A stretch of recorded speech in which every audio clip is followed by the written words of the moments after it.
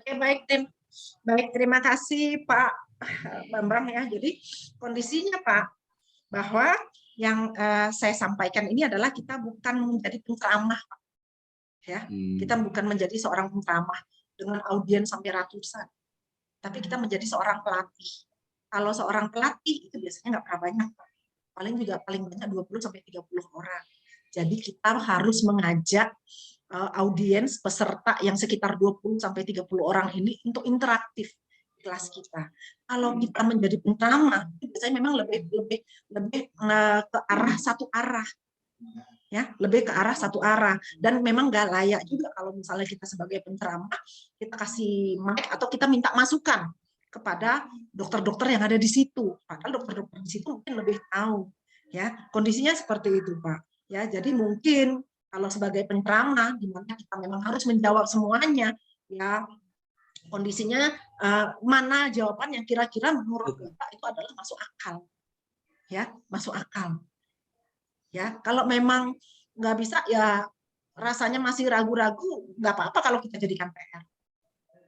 Ya, setahunya Bapak tapi masuk akal itu saja. Rasanya nggak etis juga kita penceramah dengan ratusan orang, tapi kita minta salah satu dokter kepala puskesmas yang di situ untuk menjawab. Itu bedanya kalau kita penceramah dengan ratusan orang. Tapi kita sebagai pelatih, Pak. Kalau pelatih, kita judulnya kita adalah fasilitator. Kita memfasilitasi sebisa mungkin 20 sampai 30 orang di kelas kita itu berinteraksi, edukatif semuanya. Jadi mungkin agak rada beda ya Pak ya. Ya, agak rada beda. Oke. Ya, mungkin bisa diterima Pak? Ya. Iya, terima kasih Pak. Ya kan. Oke, baik Bapak Ibu, saya lanjut. Bu Asih, boleh satu pertanyaan lagi Bu? Boleh. Ya, menyambung tadi Bu, saya yang disampaikan oleh Bu Yekti, saya ada pertanyaan Bu terkait dengan memanajemen kelas gitu ketika online atau daring begitu Bu.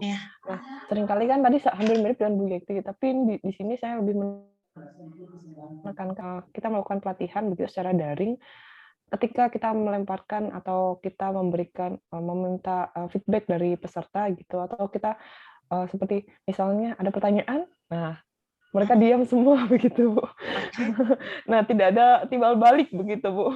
Nah strategi seperti apa yang mungkin bisa secara relevan kita berikan gitu Bu untuk membangun gitu, untuk membangun kelas tersebut, karena ini secara daring gitu ya. Kalau mungkin kalau secara luring bisa gitu. Terima kasih Bu. Iya, terima kasih Bu. Ya, kuncinya kalau pada diem misalnya, ya kan, sementara kita pengen buat ada interaksi kan gitu ya. Kalau nggak ada yang nanya nih, saya nih yang nanya gitu, ya kan. Atau ada yang bisa ceritakan pengalamannya, ya kan tentang hal ini. Sekali lagi orang dewasa paling suka cerita pengalaman dibanding dia disuruh nanya. Ada pengalaman, terus jangan tunjuk orang. Karena orang itu belum tentu siap, ya. Nah, lihat kondisinya di awal kan kita sudah tahu nih. Oh, coba nih, misalnya nih dari yang posisi di Jawa, misalnya dari Jawa Timur pesertanya ada misalnya 5 orang, misalnya gitu ya kan. Terus kita tahu yang dari Jawa Barat nih ada misalnya 3 orang. Nah, ayo perwakilan Jawa Barat ada yang mau cerita nih tentang pengalamannya. Jawa Barat ada berapa orang? Ayo, siapa nih? Mereka biar aja mereka saling menunjuk. Yang penting bukan kita yang menunjuk. Ya, kalau udah dipanggil kondisinya seperti itu biasanya mulai berat ya Bu ya. Jadi pancing seperti itu, atau saya nih yang nanya nih gitu. Nah, menurut Bapak Ibu seandainya begini ya, tentu dengan topik yang sama ya kan. Gimana nih, ayo Jawa Barat ada 3 nih, ayo siapa nih yang bisa ngejawab saya nih. Nah gitu Bu, pokoknya supaya diharapkan supaya suara orang tuh keluar. Supaya suara keluar. Jangan jadi fasilitatornya yang jadi grogi, nggak ada yang nanya. Pokoknya santai, tenang aja. Usahakan kelas itu tetap kondusif dan interaksi terjadi. Ya kan gitu. Saya pernah iseng, ya kan. Saya pernah ngajar anti korupsi, terdiam semuanya. Wah, giliran ditanya, ada pertanyaan, ada yang mau didiskusikan sama saya, kan gitu kan. Diam semuanya. Saya gini, wah ini bahaya juga ini peserta ada apa ini? Ini kalau nggak ada yang nanya, saya ngerajuk nih, saya bercanda gitu kan. Kalau nggak ada yang nanya, saya ngambek nih, saya tutup, saya pulang aja, saya gitu. MOT-nya kan dengar, Bu Asi jangan sampai ngambek tuh, ayo pada nanya dong, pada nanya. Akhirnya gitu kelasnya, mulailah rame ya kan. Terus ada yang menjawab, Bu, bukan nggak ada pertanyaan, Bu, tapi kami sudah terpesona. Kurang asem.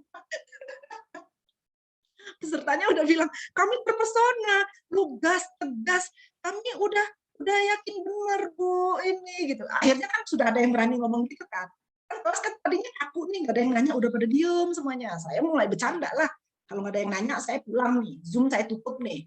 Malas saya capek ngomong, nggak ada yang mau nanggapi. Bu Ica, saya langsung manggil MOT-nya. Bu Ica, nih pesertanya diem aja nih, nggak mau lah saya gitu. Sambil bercanda supaya tetap informal ya, suasana tetap dibuat informal. Akhirnya mancing, jadi nanya pada satu ada yang nanya, yang lain nyambung. Kelas jadi interaktif ya, nggak apa-apa Bu, pokoknya jangan kaku, jangan merasa kelas itu suatu hal yang formal.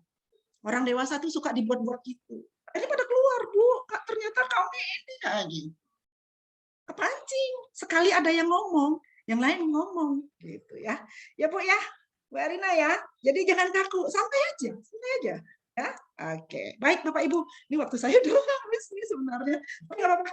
Ini cepat aja karena ini tentang desain kelas. Ya Bapak Ibu, ini pokok bahasan yang ketiga. Jadi desain kelas kalau orang dewasa sebaiknya seperti ini. Ya, jangan klasikal. Ya, kondisinya seperti ini. U-shape atau V-shape. Ya, U-shape atau V. U atau V. Ya, nah, ini media suara atau fasilitator, tapi ini posisi duduk aja ya. Kalau saya jadi di kelas kayak gini, saya nggak pernah duduk di belakang sini. Bergerak terus nih. Jalan terus. Ya, jalan terus. Nah, ya, mendekati peserta itu adalah hal yang apa nih? Oke. Nah, ini seperti ini, ada V, ini ada tapal kuda atau U ya. Sebisa mungkin kondisi kelas seperti ini ya, jadi tidak ada yang di belakang. Kalau kita belajar orang dewasa. Kemudian, oke, ini kalau kelasnya sempit, boleh seperti ini. Tapi saran saya tadi U atau V. Kalau kelasnya sempit, boleh seperti ini. Kenapa? Biasanya kalau kelas seperti ini, peserta suka di belakang semua nih. Nggak ada yang mau di depan. Kecuali pembicaranya cantik. Di depan semua nih bapak-bapak. Ibu-ibu ditaruh di belakang semuanya. Atau pembicaranya ganteng. Ibu-ibu di depan semuanya bercanda ya. Ya Bapak Ibu ya. Oke. Nah, yang jelas atur kondisi kelas senyaman kita sebagai seorang fasilitator ya, sehingga komunikasi dengan peserta lancar. Ya Bapak Ibu ya, kalau bisa pun pesertanya jadi fokus sama kita semuanya. Body language kita terlihat semua oleh peserta. Makanya jangan di balik meja. Kalau di balik meja nggak terlalu kelihatan body language-nya secara utuh. Ya, secara utuh. Ya, oke. Sehingga dengan adanya kelas yang V atau U tadi tidak ada klik-klik dalam kelas ya. Cahaya juga ya. Lihat cahaya jangan terlalu gelap. Kalau saya nggak suka terlalu gelap.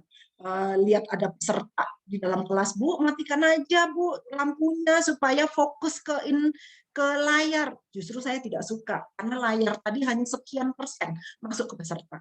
Peserta itu justru lebih suka ngelihat gaya si fasilitator dan intonasi suaranya. Sedikit aja layar untuk PowerPoint karena nilainya sedikit ya masuk ke peserta ya. Jangan mati-matikan lampu. Ya, enggak zamannya lagi seperti itu. Oke. Selanjutnya suara juga jangan terlalu keras, berarti pakai mic-nya harus benar ya, menyebar ke seluruh ruangan. Suhu juga yang baik itu 24 sampai 27. Beda kalau di Ciloto. Kalau di Ciloto di bawah 24 terus. Dingin banget, ini aja dingin banget. Ini sekarang nggak salah 19 derajat di dekat Ciloto. Saya lagi di Ciloto ya.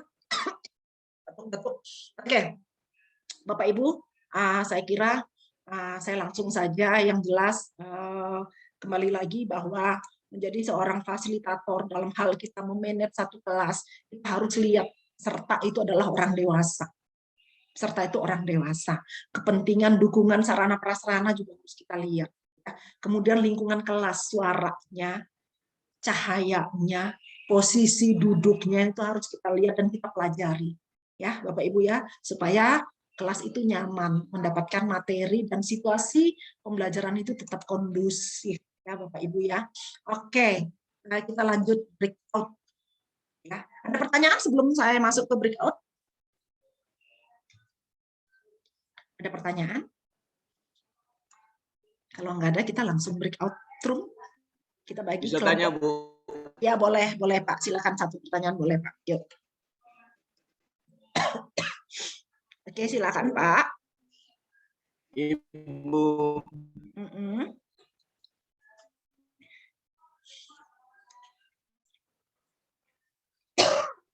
Saya dari Palu di kantor. Kadang-kadang kan ada kegiatan-kegiatan di kantor itu. Mohon maaf Pak, terlempar. Ya, silakan Pak. Diulang lagi. Ya. Ya. Temanya itu kira-kira posisinya ada kegiatan-kegiatan yang mengharuskan dia itu katakanlah menyampaikan sesuatu materi atau apa. Pendekatannya mana yang lebih efektif menurut Ibu? Apakah pendekatan yang ini apa namanya atau sebagai karena ini kegiatan ini internal sifatnya? Seperti itu Bu, terima kasih. Aduh, kurang jelas ya Pak ya. Maksudnya ada kegiatan-kegiatan yang internal itu maksudnya gimana? Mohon maaf Pak, dipersingkat, tadi hilang suaranya. Ulang Ibu ya. Bisa diulang ya. Pak?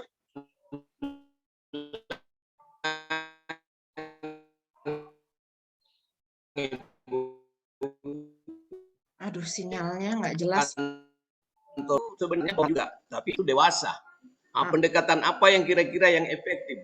Apakah dengan cara fasilitator atau pendekatan seperti guru saja terhadap murid? Itu aja Pak. Oh, kepada peserta pelatihan pelatihan epidemiolog Pak? Ini bukan pelatihan Bu, di kantor. Jadi audiensnya itu bawahannya juga. Oke. Berarti bukan pelatihan ya Pak ya, bukan sebagai pelatih kita ya. Bukan. Ya kan? Jadi kita mungkin memberikan kali ya Pak ya, bimbingan teknis kepada bawahan ya, seperti itu ya Pak ya. Oke.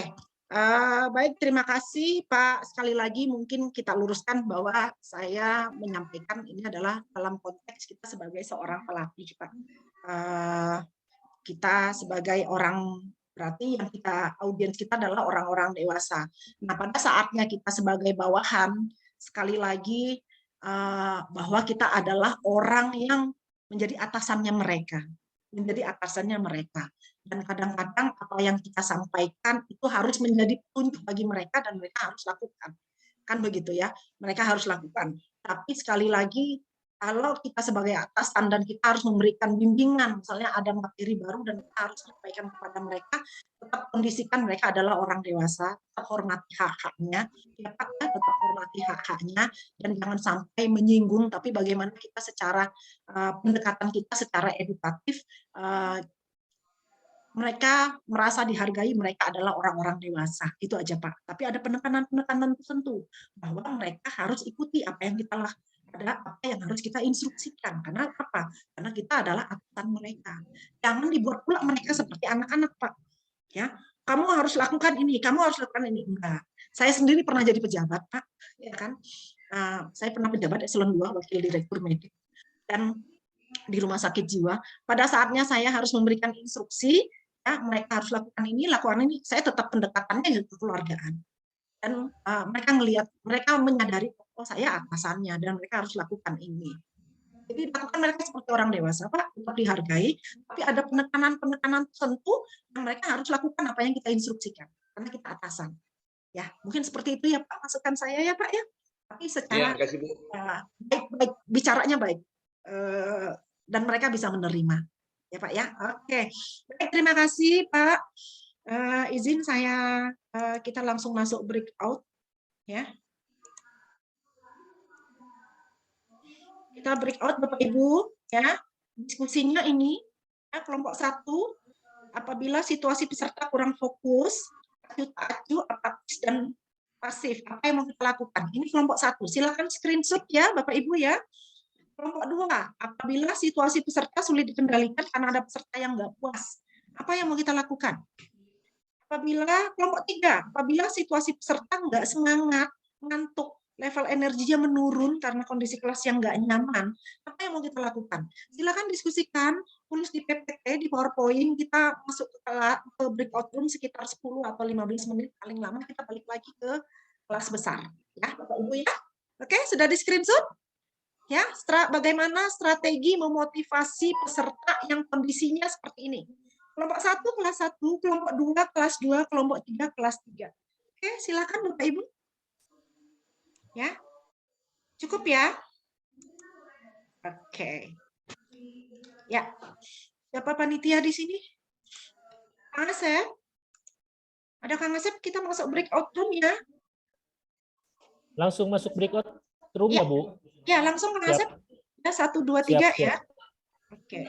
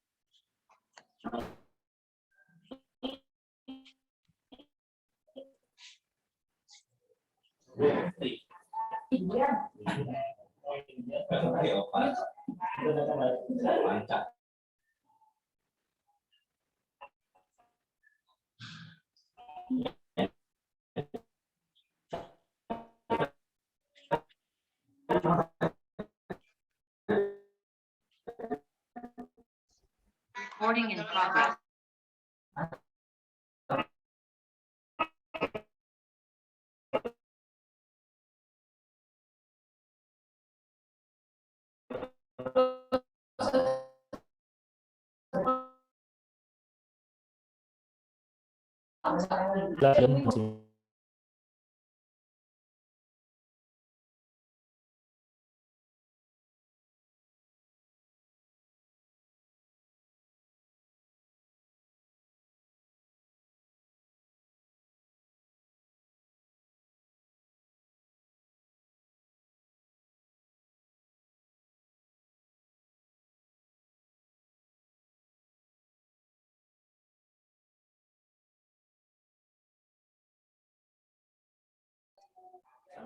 Mana, Bu? Izin Pak Asep. Assalamualaikum. Bu Ana, Bu Asih kabarnya? Ya, saya room 1 kalau nggak salah Pak Asep. Ibu room 1, baik. Ibu bisa jalan-jalan sih, Bu. Soalnya Ibu sudah co-host, Bu. Bisa jalan-jalan ke room. Oke, siap. Makasih. Saya masuk room 1 dulu ya. Tapi Bu, ini kan ada Bu Devi. Devi di room berapa? Room 2 kalau nggak salah ya. Salani room 3.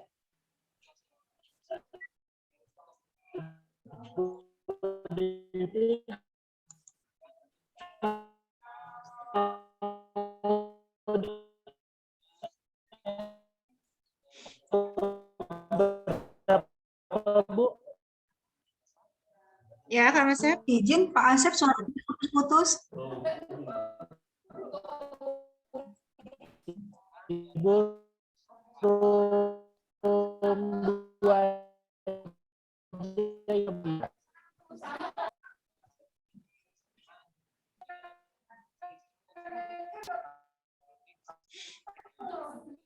Ibu Devi room Mangga Bapak, makasih. Bu Asi apa kabar? Iya, masih Bu rada Asi. demam. Demam Bu Devi. Ya,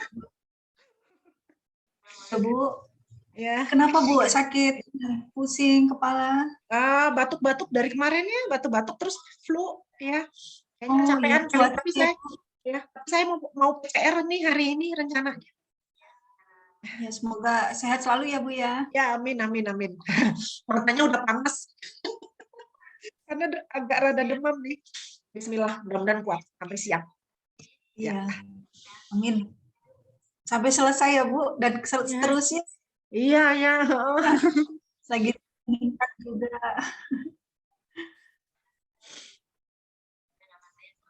Ibu izin Bu, Devi ke room 2 Bu. Ya, silakan Bu Devi.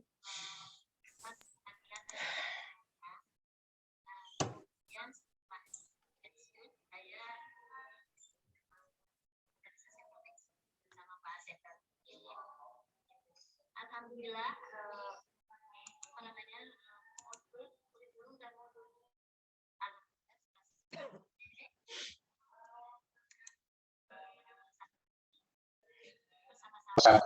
putus Pak. Kita belum bisa buka share screen. Oke. Bagaimana ya? Ya, saya infokan dulu ke Kang Asep ya, sebentar ya Bu. Terima kasih. Kang Asep, tolong kelompok yang diberikan bisa share screen. Baik Bu. Iya. Oke.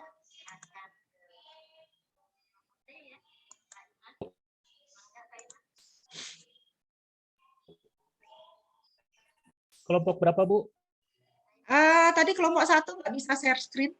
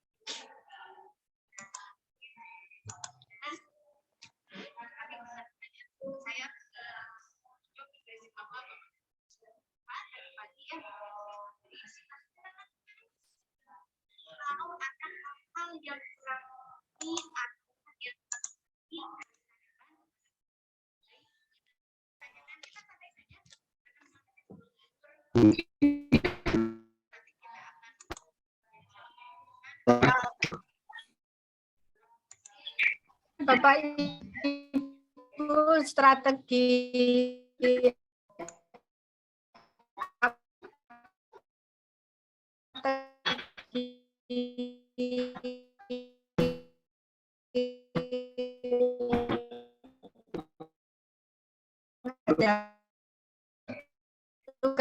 dan Organizer. Ya, diberikan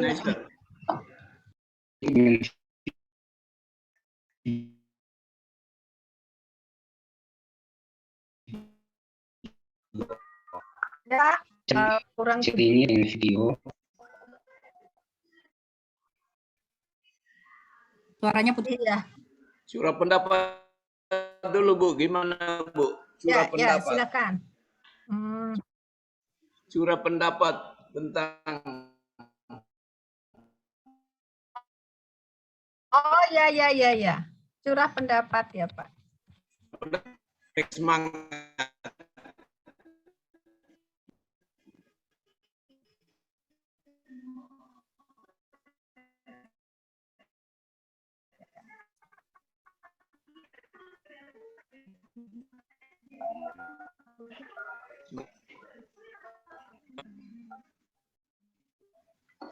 Mikan dari untuk Bisa video, bisa ini.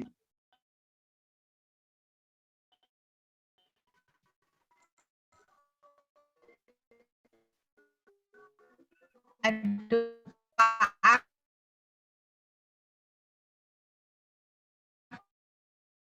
Kenapa putus-putus?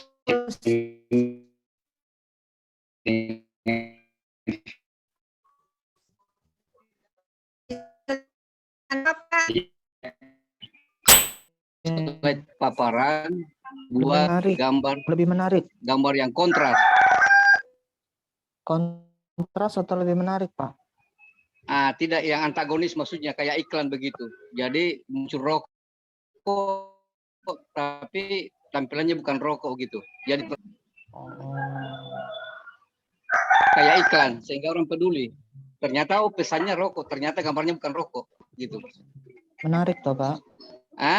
Boleh juga. Yang menarik, yang lebih menarik.